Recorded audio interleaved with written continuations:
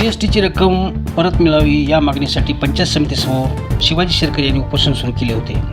अखेर ग्रामविकास अधिकारी राहुल काळे यांनी लेखी आश्वासनाने शिवाजी शेरकर यांचे उपोषण मागे घेतले. या प्रसंगी सरपंच उत्तमराव ढोणे, अनंता पारवे, श्री लेंडाळे, इंजिनियर बांगर, श्री शेळके, श्री हटकर, श्री घोगाळेसह श्री सोनवळे, गोविंद कदम, श्री चौधरी सह आदींची उपस्थिती होती.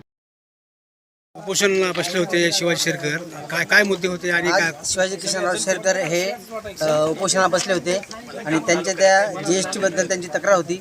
त्या तक्रारीचं ग्रामपंचायत अधिकारी इथे येऊन त्यांनी निराकरण केलेले आहे आणि त्यांना उद्या सविस्तर माहिती उद्या आणि दोन दिवसामध्ये त्यांना त्याबाबत कशी GST कपात केली आहे आणि कशी शिल्लक आहे त्याबद्दल माहिती देण्यात आली. त्याबद्दल त्यांनी सगळ्यांच्या सहकार्याने उपोषण त्यांचं सुटलेलं आहे. सुरू केलं होतं, कुठल्या मुद्द्यावर उपोषण सोडलं? यांनी लेखी आश्वासन दिलं 2 दिवसामध्ये काहीतरी याच्यावर मार्ग काढू आणि जे योग्य आहे ते त्याच्यावर करू असं आश्वासन दिल्यामुळे आपण उपोषण मागे घेतलं.